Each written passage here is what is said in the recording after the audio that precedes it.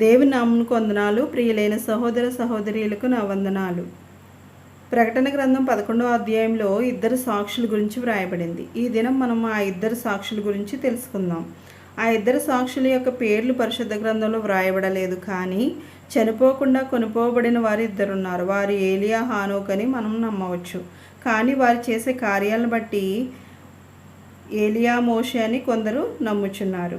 మొదటి రాజుల గ్రంథం 17వ అధ్యాయం మనం పరిశీలించినట్లయితే అక్కడ అహాబు రాజుతో ఈ సంవత్సరములలో వర్షమైనను మంచైనను పడదని ఏలియా చెప్పడాన్ని మనం అక్కడ చూస్తాం. అలాగే ప్రకటన గ్రంథంలో వారు ప్రవశించు దినాల్లో కూడా ఆ సాక్షుల్లో వర్షము కురవకుండా ఆకాశమును మూయుటకు వారికి అధికారం కలదు.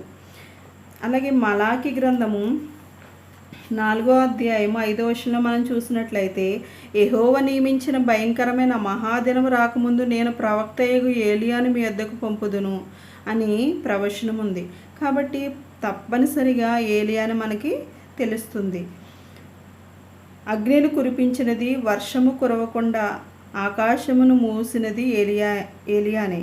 కానీ నీళ్లను రక్తముగా మార్చినది మోషే. కాబట్టి ఏలియా, మోషే అని కొందరు నమ్ముచున్నారు. మోషే, ఏలియాలు రూపాంతర కొండ మీద కూడా వచ్చారు. పరలోకమును స్వతంత్రించుకోవాలంటే రక్తమాంసములతో స్వతంత్రించుకోలేరు. కాబట్టి ఏలియా, హానోక్ అని మనం నమ్మవచ్చు. ఏలియా గురించి మలాకీలో ప్రవచనం ఉంది. ఎందుకంటే యేసుక్రీస్తు చనిపోయి తిరిగి లేవకముందు అందరూ చనిపోవాలి. సంఘం ఎత్తబడినప్పుడు వారు చనిపోరు కదా అని మనం అంటే, వారు రక్తమాంసములతో వెళ్ళరు, కానీ మట్టి శరీరాలు మహిమ శరీరాలుగా ట్రాన్స్ఫర్ అవుతాయి.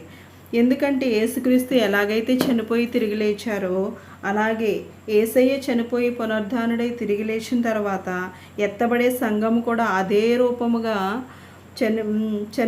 చనిపోరు, కానీ మహిమ శరీరాలుగా మార్చబడతారు. కానీ యేసయ్య చనిపోకముందు ఉన్న ఏలియా, హానోకులైతే చనిపోకుండా కొనుపోబడ్డారు. కాబట్టి వారే మరలా వచ్చి ప్రకటన గ్రంథంలో ఇద్దరు సాక్షులుగా విడిచిపెట్టబడిన వారికి సాక్ష్యము చెప్తారని, ప్రవచిస్తారని మనము నమ్మవచ్చు. ఇద్దరు సాక్షులకు దేవుడు అధికారాన్ని ఇచ్చారు. ఆ ఇద్దరు సాక్షుల గురించి ప్రకటన గ్రంథం 11వ అధ్యాయంలో మనకి తెలియజేస్తుంది. వారు గోనెబట్ట ధరించుకుని 1260 దినములు అనగా 42 నెలలు 3.5 సంవత్సరాలు ప్రవచిస్తారు. ఆ ప్రవచనమే ఏమని ప్రవచిస్తారంటే 3.5 సంవత్సరాలు వాళ్ళు ప్రవచిస్తారు. ఏమని ప్రవచిస్తారు? ప్రస్తుతం మిమ్మల్ని పరిపాలిస్తున్నది మెస్సియా కాదు. ఎందుకంటే విడిచిపెట్టబడిన వారందరూ ఆల్రెడీ అప్పటికే అంత్యక్రీస్తు పరిపాలన ప్రారంభమైంది. అందరూ ఇశ్రాయేల్ ప్రజలందరూ కూడా ఈయనే మెస్సియా, ఈయనే రక్షకుడని నమ్ముతారు. కాబట్టి ఈయన రక్షకుడు కాదు, ఈయన మెస్సియా కాదు, ఈయన అంత్యక్రీస్తు, ఇతను క్రీస్తు విరోధి, మోసగాడు, అతను నమ్మవద్దని 3.5 సంవత్సరాలు ఈ ఇద్దరు సాక్షులు ప్రవచిస్తారు. నెక్స్ట్ 666వ ముద్ర వేయించుకోవద్దు అని చెప్తారు. మూడవదిగా, మీరు పరలోకం వెళ్ళాలంటే అంత్యక్రీస్తుకు నమస్కారం చేయవద్దు. అవసరమైతే మీరు దేవుని కొరకు హతసాక్షులైపోండి అని చెప్తారు.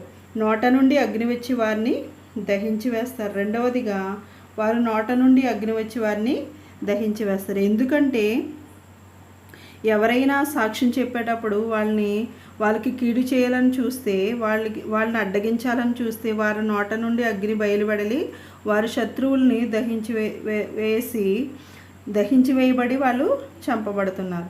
వారు ప్రవచించు దినమల్లో వర్షము కురవకుండా ఆకాశమును మూయుటకు వారికి అధికారం కలదు.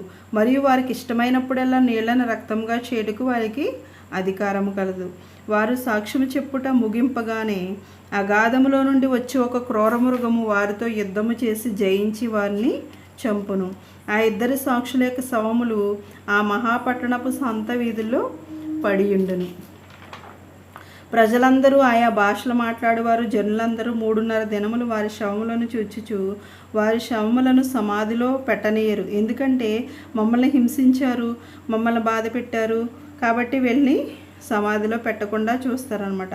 ఆ ఇద్దరు ప్రవక్తలు భూనివాసులను బాధించినందున భూనివాసులు వారి గతిని చూసి సంతోషించుచు ఉత్సహించుచు ఒకరినొకడు కట్నములు కానుకలు పంపుకుంటారు.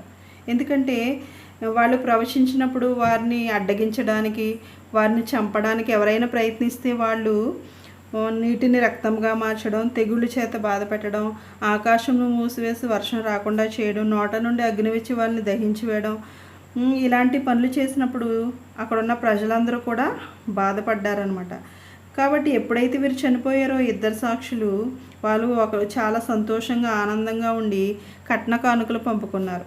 చివరికి 3.5 దినములైన తర్వాత వాళ్ళని సమాధి చేయకుండా 3.5 దినాలు వాళ్ళని అలాగుంచేశారనమాట. 3.5 దినాలు అయిన తర్వాత దేవుని యొద్ద నుండి జీవాత్మ వచ్చి వారిలో ప్రవేశించగా వారి పాదములు ఊని నిలిచిరి. వాళ్ళ పాదములు నిలిచిరి. వారు చూచిన వారికి మిగులు భయం కలిగెను.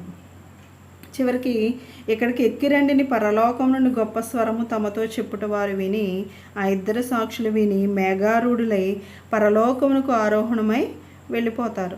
వారు ఆరోహణమై వెళ్ళుచుండగా వారి శత్రువులు వారిని చూచి ఆ గడియలోనే గొప్ప భూకంపము కలుగగా ఆ పట్టణంలో 10వ భాగము కూలిపోయెను. ఆ భూకంపం వల్ల 7,000 మంది చనిపోయిరి. మిగిలిన వారు భయాక్రాంతులై పరలోకపు దేవుని మహిమపరిచిరి. చూసారా, ఇద్దరు సాక్షులు ఎందుకు ఈ లోకానికి పంపించబడ్డారంటే, విడిచిపెట్టబడిన వారు చివరిలో దేవుని సువార్త విని కనీసం కొంతమందినైనా ఇశ్రాయేలు ప్రజల్ని రక్షించాలని దేవుని యొక్క హృదయాభిలాష. ఆయన యొక్క అభిలాష ఏంటి? వారు నశించిపోకుండా అంత్యక్రీస్తునే మెస్సియాని నమ్ముతారేమో, అలా వాళ్ళు నమ్మకుండా ఉండడానికి ఆ ఇద్దరు సాక్షులు సాక్ష్యం చెప్పడానికి యేసు ఈ లోకానికి ఇద్దరు సాక్షులను పంపారు. మనము మరలా చివరి అంత్యదినాల్లో మనం కూడా ఆ ఇద్దరు సాక్షులు వచ్చినప్పుడు వాక్యం విని మారొచ్చులే అనుకుని ఒకవేళ నీవు అనుకుంటున్నావేమో, అప్పుడు చాలా శ్రమలు, ఆ మహాశ్రమల్లో మనం ఇబ్బంది పడి దేవుని వాక్యం విని మన హృదయాలు మార్చుకోవడానికి అవకాశం చాలా తక్కువగా ఉంటుంది. ఎందుకంటే ఇప్పుడు మనం వాక్యం విన్నప్పుడు మనల్ని ఒప్పింపచేసేది, మనల్ని దేవుని తెలుసుకునేలా చేసేది పరిశుద్ధాత్మ దేవుడు. ఎప్పుడైతే సంఘం ఎత్తబడుతుందో సంఘంతో పాటు సంఘాన్ని తీసుకుని పరిశుద్ధాత్మ దేవుడు కూడా మధ్యాకాశానికి వెళ్ళిపోతారు. కాబట్టి ఎక్కువ మంది వాక్యం విన్నా కానీ ఎక్కువగా దేవుని తెలుసుకుని మార్పు చెందేవాళ్ళు చాలా తక్కువగా ఉంటారు. కాబట్టి అవకాశం ఉండగానే, సమయం ఉండగానే, తరుణం ఉండగానే మనం దేవుని వాక్యాన్ని విన్నప్పుడే మన హృదయాలు మార్చుకుని దేవుని కొరకు సాక్షులుగా జీవించి ఎత్తబడే సంఘంలో మనందరం ఉండులాగున దేవుడు తన కృపను మనకందరికీ అనుగ్రహించునుగాక. ఆమేన్.